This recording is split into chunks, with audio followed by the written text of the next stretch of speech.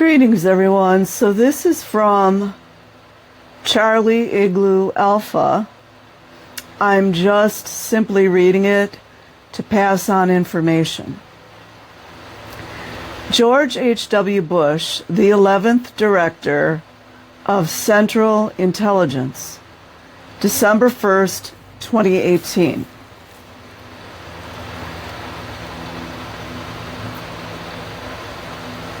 "13 years before becoming the President of the United States, George H.W. Bush served as the 11th Director of Central Intelligence, DC-1. Many believe leading the Charlie Igloo Alpha would mark an end to his political career. Instead, Bush became the only U.S. president to have previously held the position of DCI, which gave him a unique perspective on both providing and receiving intelligence. Bush joined the agency at a tumultuous time when morale was at an all-time low. He believed strongly in the mission of the agency, and he believed in the Charlie Igloo Alpha, officers serving their nation. As DCI, he immediately established himself as a leader who restored the morale and reputation of the Charlie Igloo Alpha. Time of troubles. The 1970s came to be known as the time of troubles for the Charlie Igloo Alpha. 6 different DCIs served within a 10-year time frame. The agency was shrouded in controversy from the leak of the family jewels. An internal report detailing controversial activities undertaken by the agency dating back to President Dwight Eisenhower's administration. Congressional committees led by Representative Otis Pike and Senator Frank Church were formed in early 1975 to determine the extent, if any, to which illegal, improper, or unethical activities were engaged in by any agency of the federal government. The leak of the family jewels, coupled with the investigations, tainted the public image of the Charlie Igloo Alpha and plummeted the morale of agency officers. The church committees, there's that 33 again, the church committee's investigative work ultimately led to reform efforts throughout the intelligence community. However, a dark cloud now hung over the Charlie Igloo Alpha. The Ford administration concluded that the agency needed a new sense of purpose and a new director who could improve relations with Congress.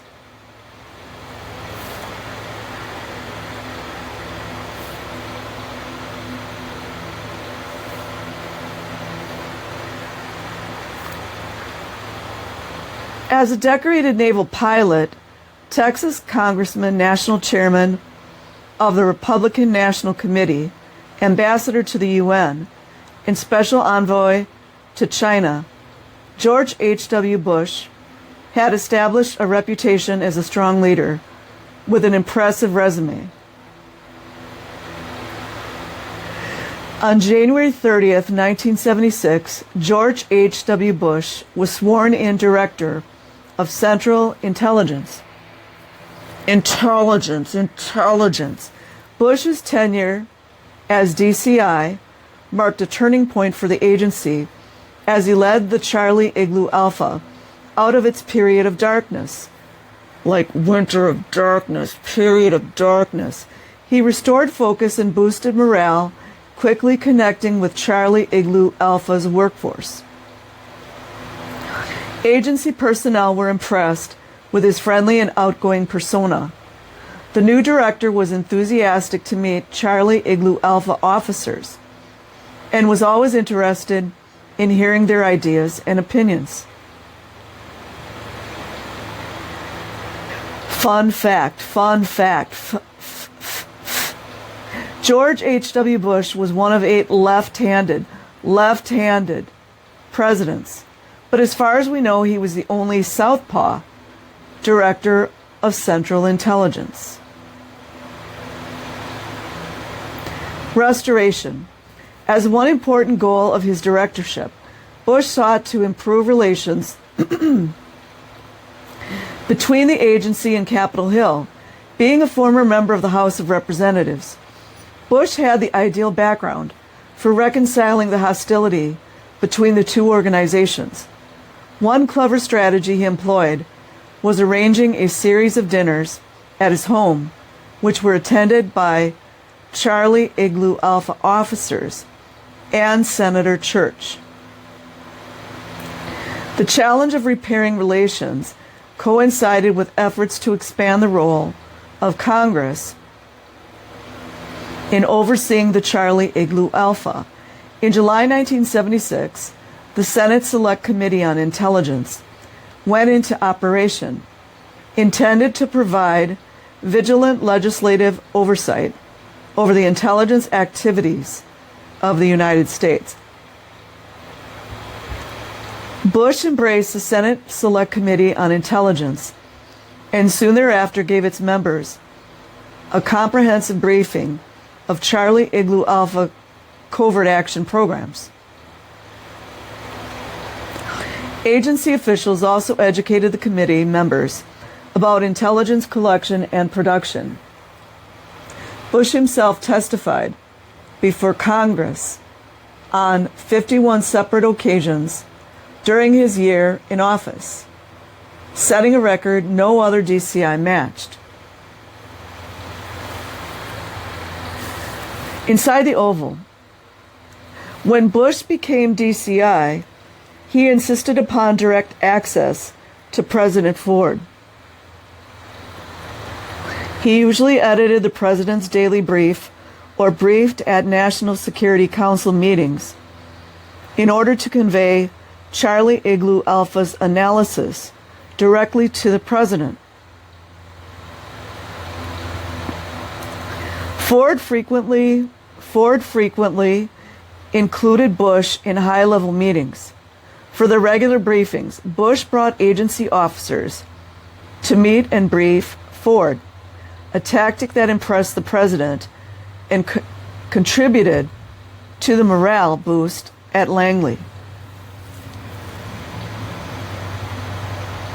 In 1976, when then-Governor Jimmy Carter was elected president, DCI Bush called and offered his resignation. Carter accepted Bush's resignation on January 10, 1977, the day of the presidential inauguration. Although Carter was pleased with reforms made at the Charlie Igloo Alpha, Bush's ties to the Republican Party made him too political to be retained by the Carter administration. Carter eventually selected Navy Admiral Stansfield Turner to be the next DCI. The number one consumer. In 1981, Bush became President Ronald Reagan's vice president. He brought with him a deep appreciation for the President's Daily Brief, PDB, and read it avidly through his vice presidency. When Bush became the 41st President of the United States in 1989, he made a Charlie Igloo Alpha briefing his first order of daily business in the Oval Office. The reason I like to get intelligence from you folks is that I know you tell it like you see it, he said. You have no policy axe to grind, and you are absolutely discreet. George H.W. Bush served as Director of Central Intelligence, DCI, from January 1976 to January 1977, just 10 days shy of 1 full year. Though his tenure was limited, his accomplishments were many, and we are grateful to have served under his leadership.